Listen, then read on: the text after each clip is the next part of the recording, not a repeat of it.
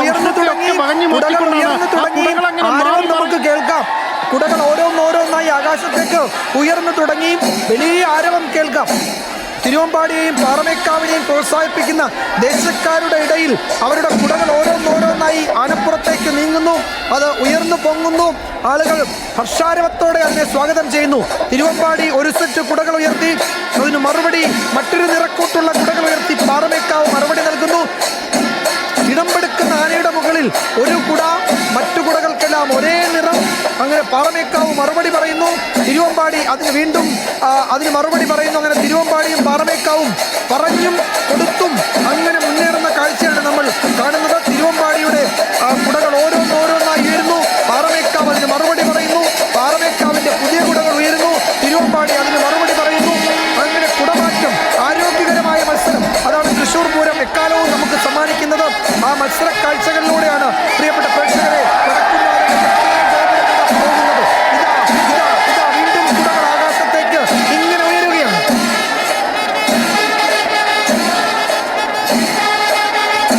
അതാ തിടമ്പേറ്റി ആനയുടെ പുറത്ത് ഒരു മഞ്ഞ നിറമുള്ള, വസന്തത്തിന്റെ നിറമുള്ള കുട. തിരുവമ്പാടിയുടെ മറുപടി എന്താണ്? നമുക്ക് കാത്തിരിക്കാം.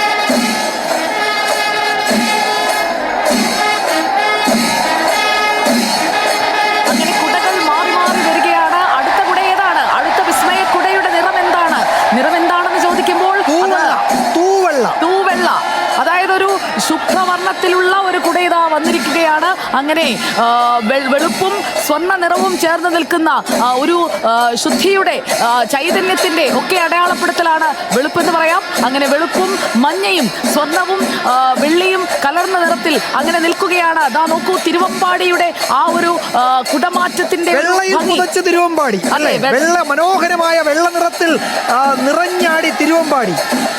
ഇനിയിപ്പോൾ അടുത്തതായി വരാൻ പോകുന്നത് ഏതാണ്? ഈ വെളുത്ത നിറത്തിനുള്ള മറുപടി എന്താണ്? അപ്പുറത്ത് പാറമേക്കാവ് കരുതി വെച്ചിരിക്കുന്ന ആ ഒരു കുടയിലെ വർണ്ണം എന്താണ്? അതോ ചിത്രമാണോ? ഇപ്പുറത്ത് ഓറഞ്ചും മഞ്ഞയും നിറഞ്ഞ ആ ഒരു മാമ്പഴക്കാലത്തിന്റെ, വസന്തകാലത്തിന്റെ ആ ഒരു വർണ്ണവിധാനത്തിൽ നിന്ന് ഇനി പോകാൻ പോകുന്നത് ഏത് നിറത്തിലേക്കാണ്? ഇനി ഏതെങ്കിലും സ്പെഷ്യൽ കുടകൾ ഇറക്കുമോ? അതാണ് അറിയേണ്ടത്. വെഞ്ചാമരം ഉയർന്നു കഴിഞ്ഞു. കുട താഴ്ത്താൻ സമയമാകുന്നു.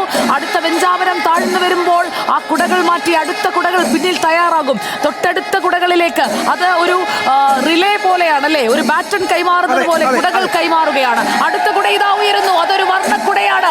അത് ചിത്രങ്ങളുള്ള ഒരു വർണ്ണക്കുടയാണ്. വിജയകുമാർ, അതിൽ മയിൽപ്പീലിയും ആലേഖനം ചെയ്തിട്ടുണ്ട്. വിവിധ നിറങ്ങൾ കൊണ്ട് അലങ്കരിച്ചിരിക്കുന്നു. നോക്കൂ സുജിയ, തിടമ്പേറ്റി ആനയുടെ മുകളിൽ മറ്റൊരു മനോഹരമായ കുട. ഇതാ തിരുവമ്പാടിയുടെ മറുപടി വരുന്നു. തിരുവമ്പാടി അതിന് മറ്റൊരു നിറം കൊണ്ട് മറുപടി. ഒരു നിറത്തിന് മറുനിറം മറുപടി. അതാണ് നമ്മൾ ഈ കുടമാറ്റത്തിൽ കാണുന്നത്. ഒരു നിറം, അതിന് മറുനിറം. അങ്ങനെ നിറങ്ങൾ കൊണ്ട് മത്സരിക്കുന്ന, നിറങ്ങളിൽ നീരാടുന്ന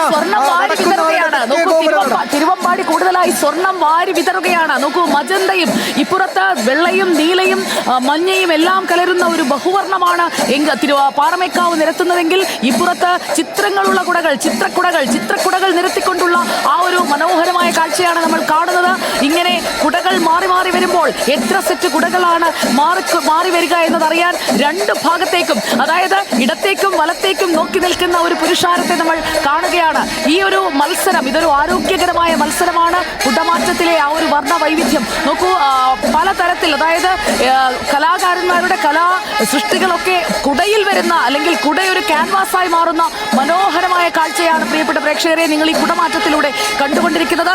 നമുക്കൊപ്പം സുർജിത്ത് അയ്യപ്പത്തുണ്ട്. സുർജിത്ത് അയ്യപ്പത്ത്, ഇതാ കലാകാരന്മാരുടെ കലാപ്രകടനങ്ങൾ ആ കുടയെ ഒരു ക്യാൻവാസ് ആക്കി മാറ്റുകയല്ലേ സുർജിത്ത്?